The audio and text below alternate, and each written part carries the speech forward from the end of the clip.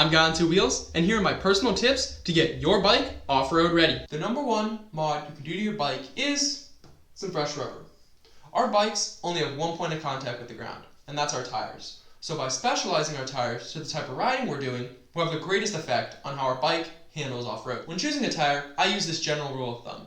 The more bumpy a tire is, the better it is off-road. The smoother a tire is, the better it is on-road. I mean, give me a T7 with a gummy tire and I'll take it to Erzberg. I'm as frugal as your grandpa, so when buying tires, I go to Rocky Mountain ATVMC, organized price low to high, and buy the first one I see. This usually ends up with me buying the Kenda K270, the Tusk Dsport Adventure, or the Kenda Track.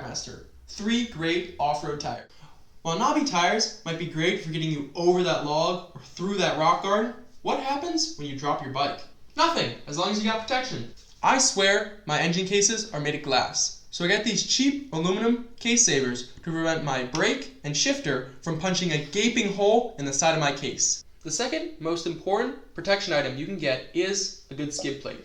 While most bikes come with a skid plate, they're usually plastic or really thin aluminum.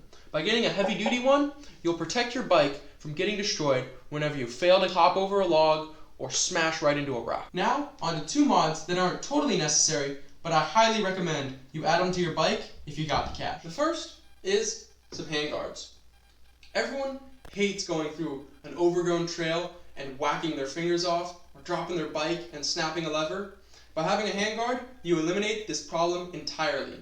And even some handguards have integrated blinkers, so you get these ugly bug eyes off your bike and have a sleek dirt bike design. The second being some enlarged foot pegs.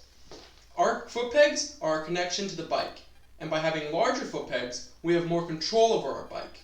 By having more control over our bike, we're able to ride better, and riding better is more fun. The final mod is completely unnecessary, but is nice to have, and that is a rejett kit or a new ECU.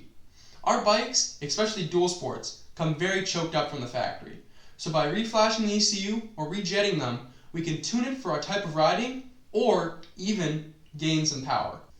Well guys, that's the end of the video. If you like these recommendations, I'll link them down below so you can just go right ahead and purchase them.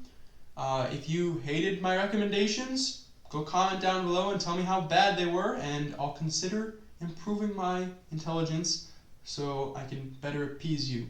And yeah, don't forget to like, comment, share. I'll update upload sometime. This is a new form of content. You see my face. And yeah, see you whenever I see you.